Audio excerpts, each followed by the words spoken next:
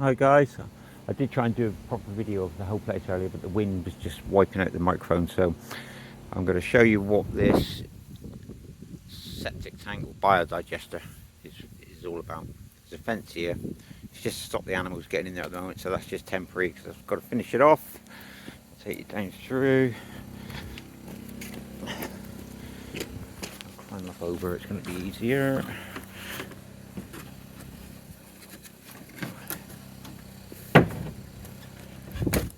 Right,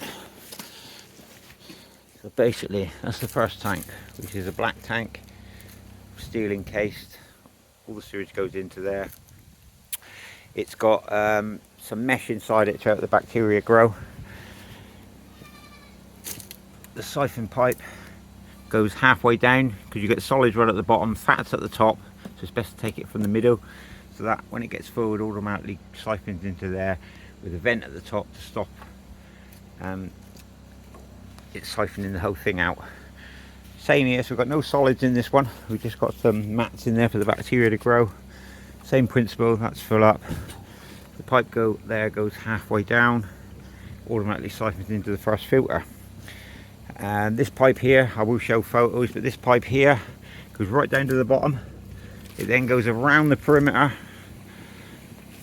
with holes in it, so the water gets forced down to the bottom, up through the stones. This one's 3/4 full with stones up to about there, and then there's peat on top. I've just put them in there temporarily, they're not staying in there, they're bulrushes and everything else. So that's the first filter.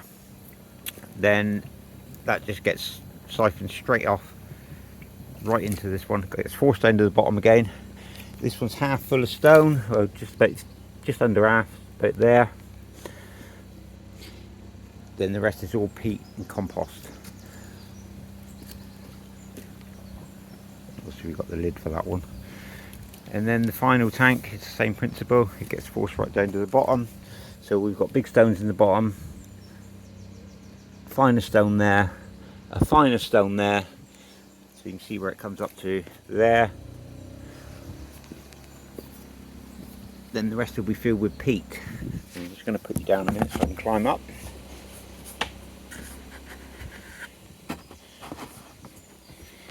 At the moment I'm letting everything settle in. It's been in for quite a while, but I don't want any of the peat particles going down that one and blocking it up.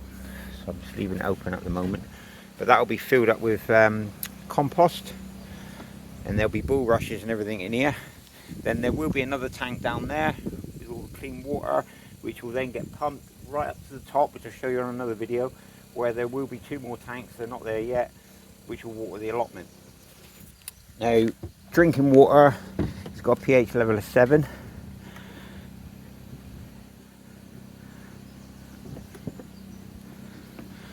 Just walk along the top a minute. Now, each tank, the first 2 haven't. These are there's no oxygen in these whatsoever because that helps the biodigester. It's like a living organism. Later on, it will produce gas, but I've got to put some sort of heat source in there to maintain the temperature. Once I've done that, I'll collect the gas. At the moment it just vents off through a non-return valve, and you can use that for cooking. So these 2 tanks are oxygen free. The other 3 tanks have got oxygen in them. Now I've got 3 pumps here, 1 for each tank, and when I've not got the generator on, they've got an 8-hour battery span on each one, so they run pretty much 24 hours a day. They go down through, it connects there, it goes right down to the bottom again with pipes with hose in, and obviously the air bubbles come right back up the top. Same with that one. I'm not sure whether you can actually hear anything. I can hear it, I'm not sure whether you guys can, but they're pumping constantly. And then the final one, slightly different. It's still got the air going in it, goes right down through to the bottomlet. But this one, it's got all the air stones on it. There's about 20 air stones. They go round in a square, and they sit there. And they come up through. It's on at the moment, but there's not a great deal of water in there, so you can't really hear it. But these require oxygen. It just helps everything get to normal. Now, the council pretty much insist on me putting in a water treatment plant, which, you know, a good one's about between 10 and 15 grand. And I'm like, nah, not on your Nelly. So I've got a pH meter here. You can see it's 0. Bearing in mind this is the second tank, it's not the third one. And I'll show you what we got.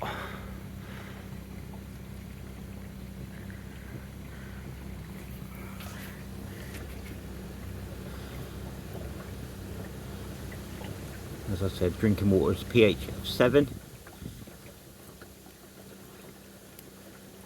And water treatment plant kicks out between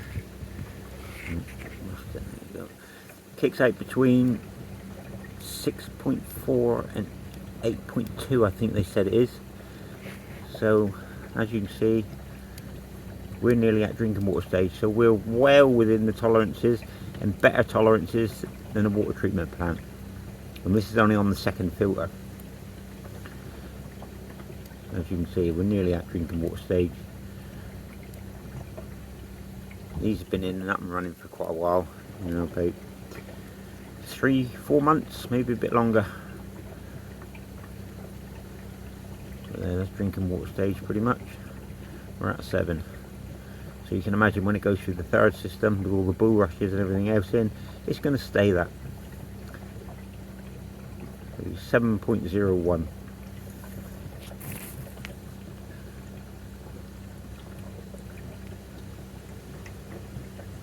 So we're doing well, which is better than a water treatment plant at 15 grand. But like I said, once that one's up and running, I'll do another pH test and let you all see it. And then, like I said, the water from that will go up to the top, which I'll show you on another day. It's just too windy up there at the moment and it's wiping out the microphone. But yeah, so this is my off-grid journey. I bought the place about 32 years ago. It's a building site at the minute. I'm always collecting pallets for reusing them. There's a goat pen up there. There's animals here. There's goats here. There's pigs here. There's rheas here, which are similar to emus. So yeah, I'm going to be documenting my off-grid life. We're totally off-grid here. Like I said, I've got a little solar system.